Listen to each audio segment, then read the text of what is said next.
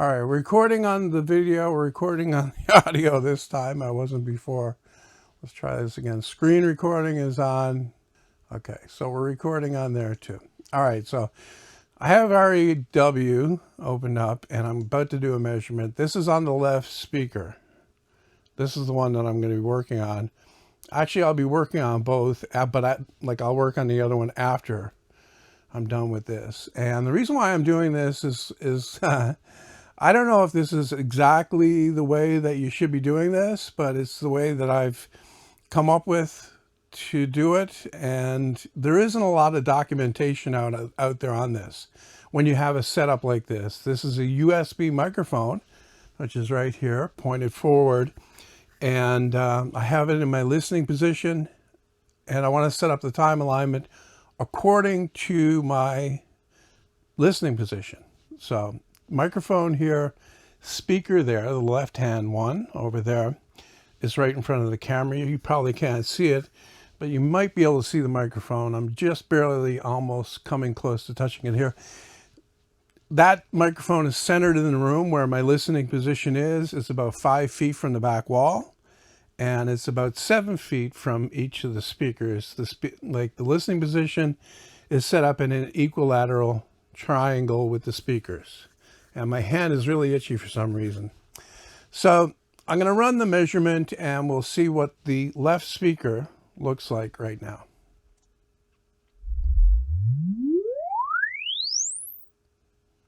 And that looks pretty good. I'm including like the subwoofers on as well. So we got good low end extension here, and it comes and it's, you know, it's got a bit of a gradual slope. What did I do? What did I do? I did the wrong thing. I did the wrong thing. So I think, yeah, I need the shift key. Hang on, let's see. Let's see. No, this doesn't seem to work here. Let's go over to this page and see if it works over here. Yeah, it works over here. So I got a good, like a downward slope to my response right now as it's set up. Okay, and listening to it, this is what I prefer. So we'll go back here to this one. This is the one I'm going to be working from. And, you know, this is nice and flat and even and pretty good. The smoothing is set to Acoustic. I can temporarily change that to show you what it looks like with 24, 1/24. And it's not bad. I mean, it's from my listening position, which is, you know, not it's away from the speaker, of course, right? So it's not within a meter, right? So there's a little bit of a dip here and a dip here, and there's all kinds of dips all over the place, but that's the normal thing. Anyway, so I'm gonna delete this recording, okay? And first of all, I'm gonna go back. No, I'm not gonna do that yet. I'm gonna go to the DSP, and I'm gonna change the configuration to configuration 2. So I can work here, and I'm just gonna, this is something I was playing with. So I'm gonna zero everything out, the delays, and everything else. Just bear with me. I'm trying to do this as live as possible. Invert, invert, invert, invert, invert, invert. And I'm going to start with the subwoofer, measuring that first, and turn the audio on again. And the way I'm going to do this is that, okay, I got a USB microphone.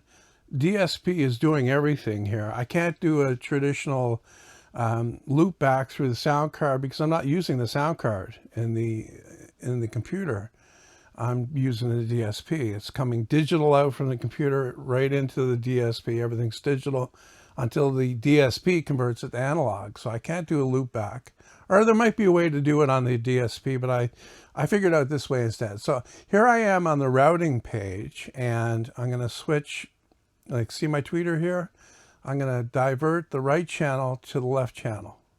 And I'm going to go to output, and I'm going to mute everything except for the left subwoofer, because that's the one I'm going to start with. And I'm going to leave the level, and I'll have a look at the crossover in a second. I'm gonna leave the tweeter on muted though, because I'm going to use that as a timing reference. Okay, I'm going to make that 0, make that 0, make that 0, 0. Yeah, I don't know what I was doing here with this, so I was messing around. And okay, let's look at the crossover.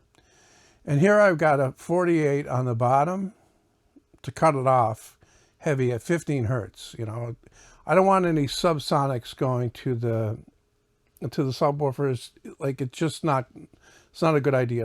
They'll over excurse, I guess you could call it. And the other filter on the other side here at 80 hertz is a 12 decibel. Okay, so we'll go with that. Okay, for now, and we'll run a measurement.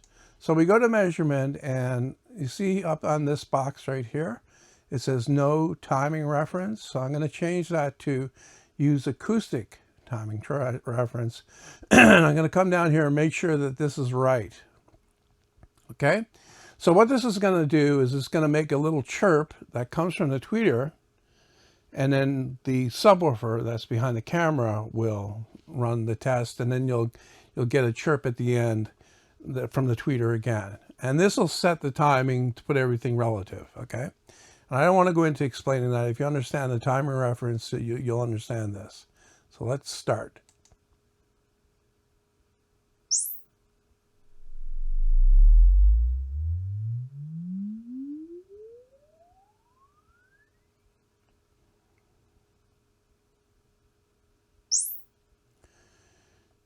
So you can see, you saw the twerp. You saw the chirp. The twerp's sitting right here. You saw the chirp, and then the measurement of the subwoofer, and we see that on the screen right now. And, you know, that looks pretty good. And then the chirp ended it too, right? But what this does is it gives this data over here, okay, that you see in the description, right? The relative, I'm not going to work with that though. Okay, I'm going to do something else. I'm going to use the alignment tool in REW to do what I'm going to be doing. So I have the subwoofer measurement right here, and now I'm going to go back to the DSP, and I'm going to mute the subwoofer, and I'm going to unmute the woofer. And I'm going to run another measurement. So go back to measurement, nothing different here. Still using the timing reference, and we'll start a measurement.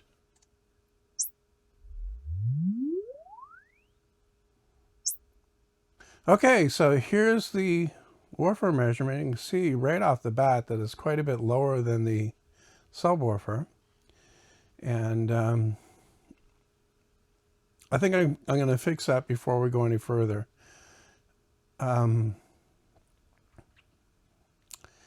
Yeah, I'm going to put this up to, say, 4. Okay, and then I'm going to do another measurement.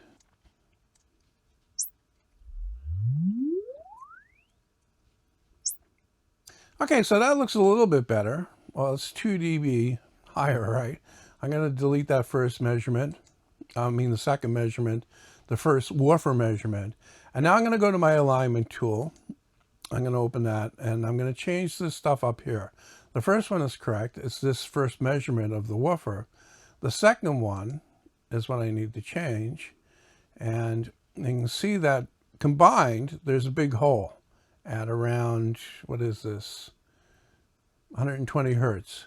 So what if I invert the woofer? The subwoofer.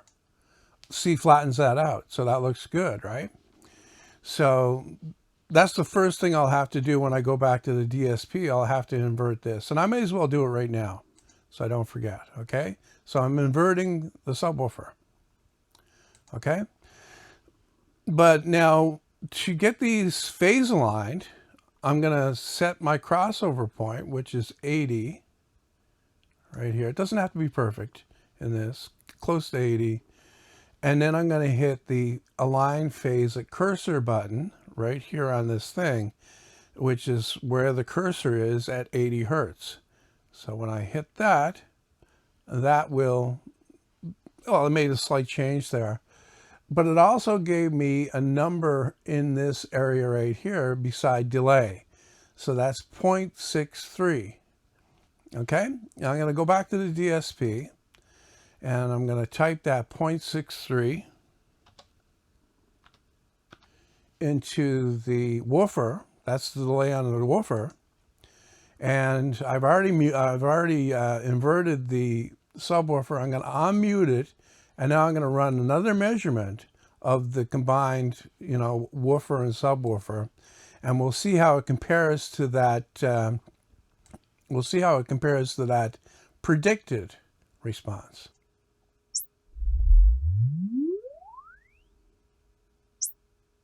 Okay, it's in there. It's there, but it's so exactly, precisely close to the predicted, you can't see it. It's this last one here. I'll highlight it, kind of. Or the better way is to go back to this, and it shows that combined measurement. This is an actual measurement taken with the microphone. So it matches up perfectly with the predicted, okay? So that means that these things are phase aligned. Now I could show the phase here, but I prefer to show this to get a better matchup with what I'm showing over here, okay? And besides, this shows the phase as well. And there's no aberrations here. There's no wild, crazy phase shifts or anything going on at the crossover point. You can see it's a smooth transition right there. So I'll go back to SPL, and we'll go back to the DSP, because the next one that I want to do is, well, the next one in line to do is the midwoofer.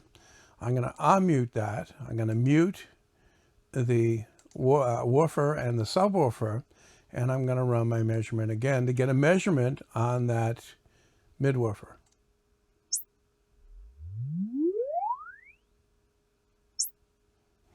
Okay, you can see where that's coming in right there. Now what I can do, okay, and I think this is the proper way to do this. I'm not sure, because I was mostly guessing my way through this, and I got to be honest, the reason why I'm making this video is not for instruction for other people, although it probably would be handy, because there's not a lot of documentation out there on doing this way. It's so that I'll remember it if I want to do it again. Okay, so I'm gonna change my alignment tool thing from the first one, which is the subwoofer, and the second one, which is the woofer, to the third one up on top here, okay, which is the combined response of the subwoofer and woofer, and I'll match that up with the fourth measurement, which is the midwoofer. Okay, so once again I can see that there's a hole here. When I do that, it created a big dip. So what if I invert the polarity on the midwoofer? It certainly improves it, so I guess that's the way to go. And the crossover point between these two, hang on, I gotta check, because I gotta make sure. 300, okay. 300, and make sure that this is actually 300 as well. Yeah, 300.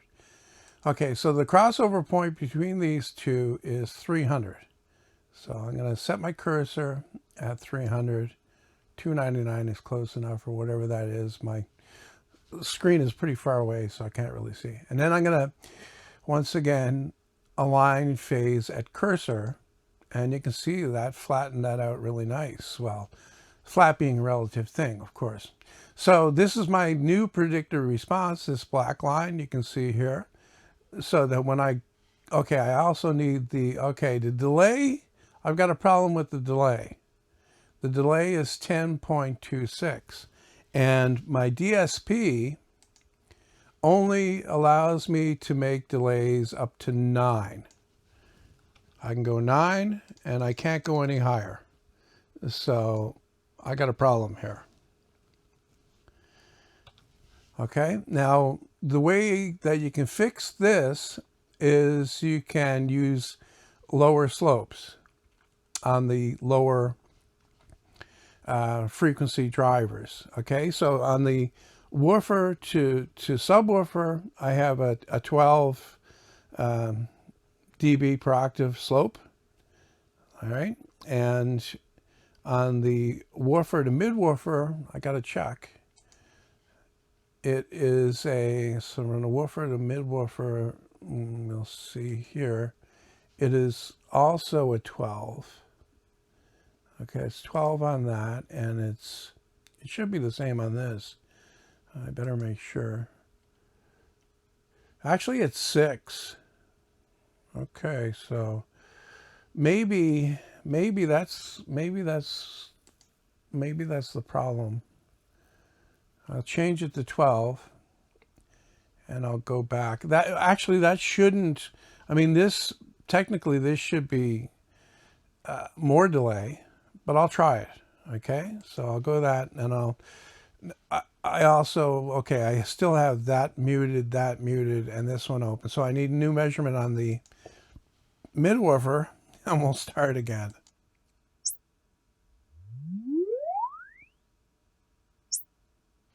All right, so I'm going to delete this one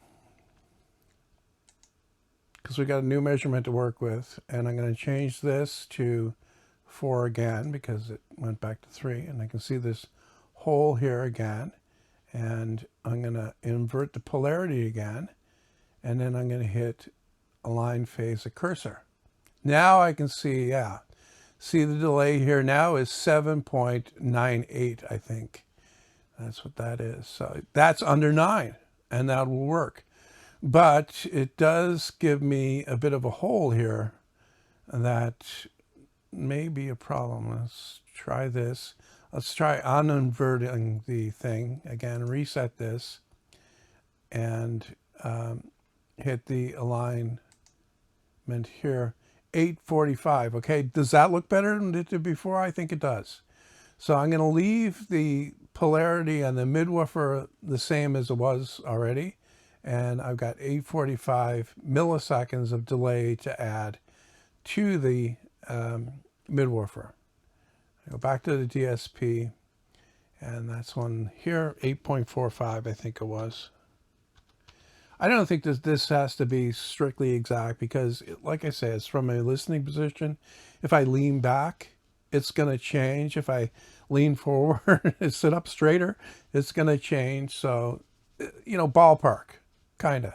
I know guys that are really technical don't like to hear that kind of thing, but that's exactly what it is.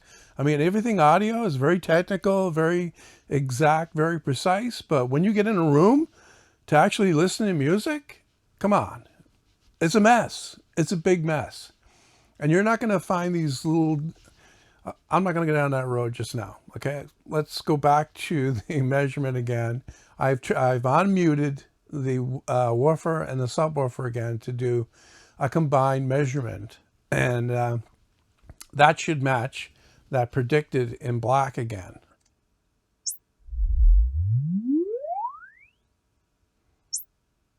And once again, you can't really, so you can see a little bit of it here, okay, but not enough to be concerned with. And we go here, and we can see it's a pretty darn good match to the predicted, okay. And we can look at the phase. We don't see any problems in the crossover areas at 300 right here. It's all very smooth. Everything looks good. Okay, so let's go back to this. Back to this wireless mouse with not, you know, screen recorder going and all this stuff. And am I still recording? Yes, I am. So that's good. All right, so we're going to go back to the DSP, and I'm going to mute the subwoofer, the woofer, and the mid-woofer this time, and I'm going to unmute the mid-range. And I'm just going to check to make sure, where is the mid-range here? Here it is. Check to make sure I've got the right slopes here. I went with a higher, okay, the thing about higher order slopes is they add more phase rotation, more phase shift, but they cut off the frequencies that the driver is not made to play. So the reason why I have a 4-way speaker here with a subwoofer on each side is to try to separate those things. Now, it matters less down low unless you've got a really bad cone breakup in the woofer or something, which I simply don't have here. But the higher frequency drivers, it's a good idea to limit how far down they go and how far up they go if they're in the case of a mid-range. So I'm using 24 and 24 here. Okay, so let's go back to the measurement and run this, and this will show us what the mid-range is doing.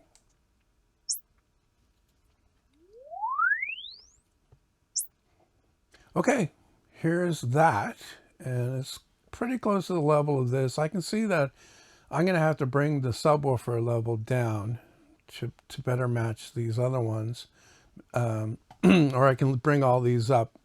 You know, it depends.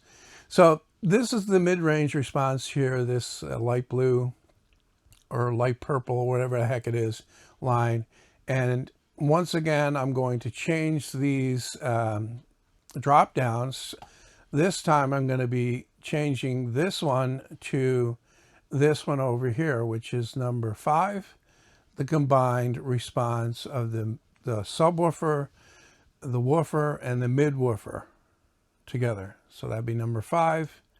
And I'm going to change this one to the mid-range response that I just measured. So this looks pretty good.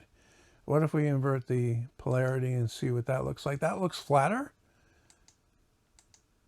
It does, but let's do the align phase at cursor thing first. But I got to go back to DSP and make sure. Okay, it's 900. Okay, so 900. So we'll set that cursor at 900. 899 is close enough, and we'll hit align phase at cursor, and that gives us a delay of 4.71 without the polarity inverted. But we got a little bit of a dip here. Maybe inverting the polarity will change that. So I'm going to reset again, and I'm going to invert the polarity and align phase at cursor. Does that look better? A little bit, maybe. It gives us a slightly bigger delay at 5.09. So I think I'm going to go with that. I'm going to invert the polarity on the mid-range and add in that 5.09 delay. And that's over here. Say 5.09. And we'll invert it. And then we'll turn on the mid-woofer, woofer, and subwoofer. And we'll run a new measurement with those 4 going.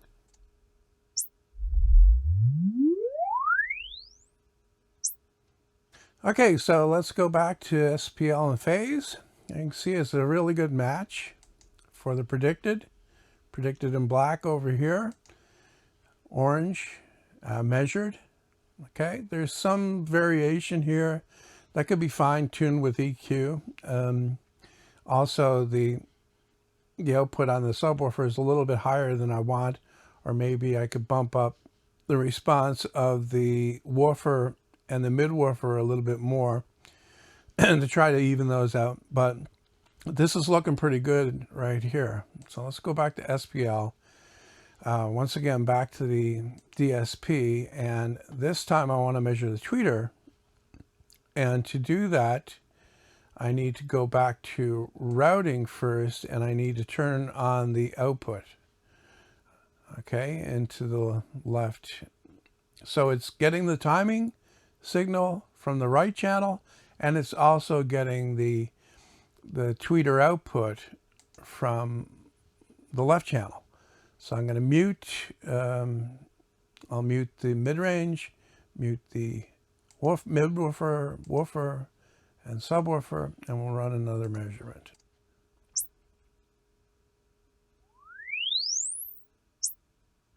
So this is my tweeter up here. And once again, I'm going to change my drop downs to have this measurement over here, combined measurement of the subwoofer, woofer, mid-woofer, mid-range. That's number 7, I think. Yeah, 7. And then this one over here would be 8, right? And that looks pretty good. Let's invert the polarity, see if it improves it. I don't really see anything. The crossover point here, I'm pretty sure is 2800. I'll just check to make sure. And it is. And the slope here is 24 decibels per octave. And the slope on the, we already looked at the slope on the mid-range, it was 24. So close this again, change the cursor to 2800, which is right here. Okay, dead on. And hit the align phase at cursor button again. All right, here I got a delay of 6.16. But once again, I'll try delay, inverting the polarity and running the thing again. So we'll do that. 6.39. I don't really see that much of a difference. Okay, so it can go either way.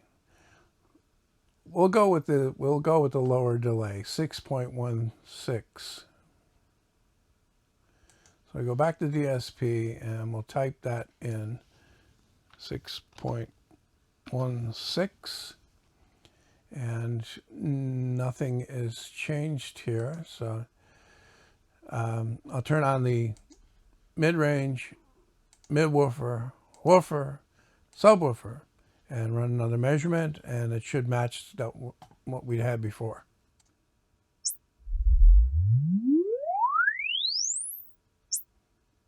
All right, so here's the predicted and here's the measured. They match up really good. Okay, the phase still looks good. Okay, all the way through.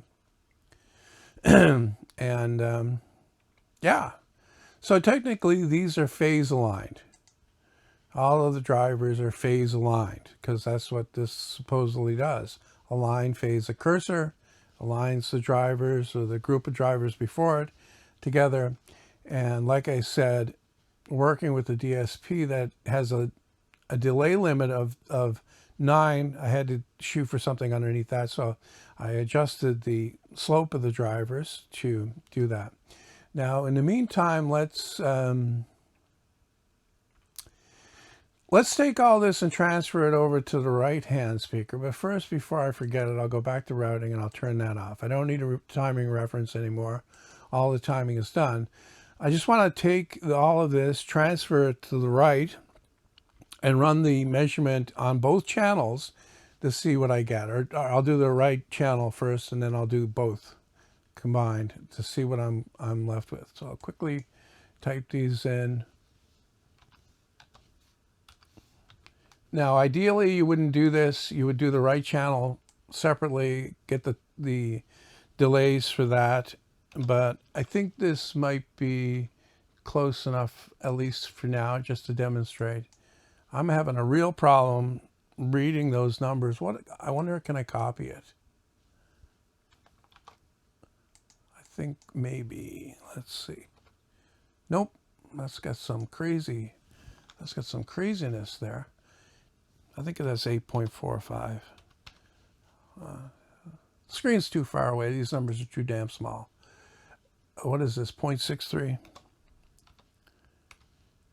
Okay, so, and then what was inverted, the mid-range, we'll invert that. The woofer, subwoofer, I mean, was inverted. Level's the same. This one needs to come up 4. 6600. All the crossovers, I think, are, I got to check that. Yeah, that's 12 and 12. Yeah, this one was 6 decibels. I'm going to go to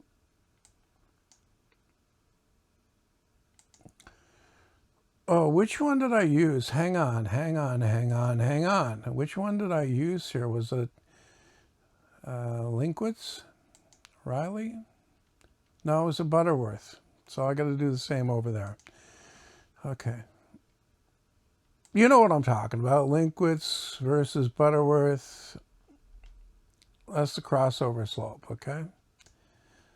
You can play with this thing endlessly and you know, make all kinds of different combinations and come up with something that looks different. I doubt it's going to sound much different, but it's a toy that you can lose yourself in for hours on end. I got to make sure I'm good here. And then routing is good. So we'll go to the measurement and we'll switch it from timing reference to no timing reference. And we'll change the thing to right and we'll run one.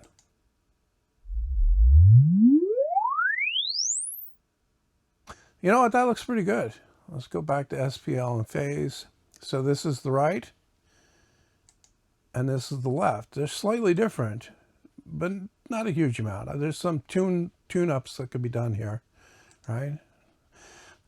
But yeah, it looks pretty good. Let's go back to the measurement and we'll measure both of them at the same time. And this is where you'll see if there's any problems with phase cancellations and stuff like that. Because at the end of the day, what you're looking for is the flattest frequency response that you can get. And what I mean by flattest, I mean most even, without any humps or dips or, you know, big cancellations or big reinforcements and stuff like that. And I think that's the, like, if you start off time aligning, you can get there. If you start off by concentrating on the frequency response, you'll get there too. So I'm not putting much stock into the time alignment, especially in a small room like this. I don't think it makes that much of a difference, but I think what it helps with is the frequency response. Okay, so let's do the measurement. Shut up.